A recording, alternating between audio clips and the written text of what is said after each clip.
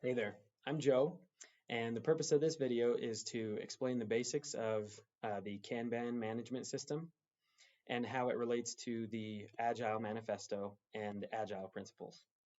The sources that I researched for this assignment are agilealliance.org, kissflow.com, inflectra.com, as well as a Kanban video series on YouTube that was created by Atlassian.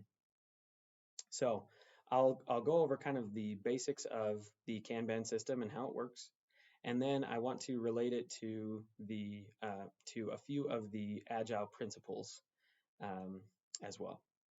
So originally, Kanban was developed to help in the automotive manufacturing, and it helped to give a visual signal of when something should be done. So, for example, a visual card could be placed in a box of bolts. And as the bolts are being used, then that card becomes visible. And when that card is fully visible, then they would know that it is time to order a new box of bolts. So this is a simple and easy visual signal of when something should happen, and it helps it to happen exactly when it's needed, not too early and not too late. So today, Kanban has evolved into a whole management system, and it is considered an agile methodology. So the basic idea is you break down work into tasks, and then those tasks are then listed on cards. And those cards could be digital or it could be physical, as simple as a sticky note.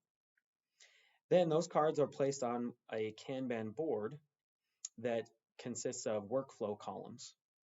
And so the cards progress from left to right through the workflow columns until they're completed. So the simplest Kanban board might just have a few columns like a to-do column, an in-progress column, and a finished column. But there can be as many workflow columns as logically makes sense for whatever work is being done. So a basic example of Kanban style workflow would be a fast food restaurant. Orders are taken, and then those orders are placed in the order column. And then once a worker starts preparing the order or making the order, then that card would move into the in progress column. Then from the in progress column, when a worker completes the order and gives it to the customer, then that card would then move into the completed column. So this kind of matches the Kanban workflow, and it's a quick and visual way for the workers to know exactly what they're supposed to be doing and when. Now, not all the orders can be worked on at once. This might be limited by the number of workers, the size of the kitchen, things like that. And so there's kind of a workflow limit that's placed.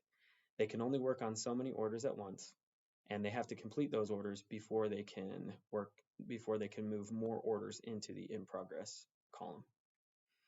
So the tasks must be done relatively quickly and in order, so that they make more room for orders for new incoming orders. So this is a basic example of the idea of how Kanban can work, but it could be applied to any number of types of industries and businesses. So that's a little basic background. Now I'll relate the Kanban style to 4 different principles of the Agile methodology and manifesto.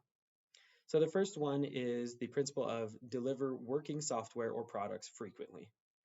So Kanban helps to deliver products frequently by focusing the workflow and limiting the amount of work in progress. So by focusing more resources to the in-progress cards, then those tasks actually get done faster. So it really focuses on everything. It focuses everything on completing the tasks and completing the end product as quickly as possible and as with the highest quality possible.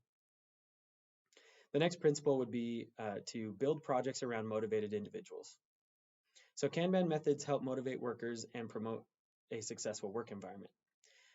When you have a physical or a digital Kanban board, it provides unity to the working group. Everybody can see it. Everybody is involved in moving cards from one spot to the next.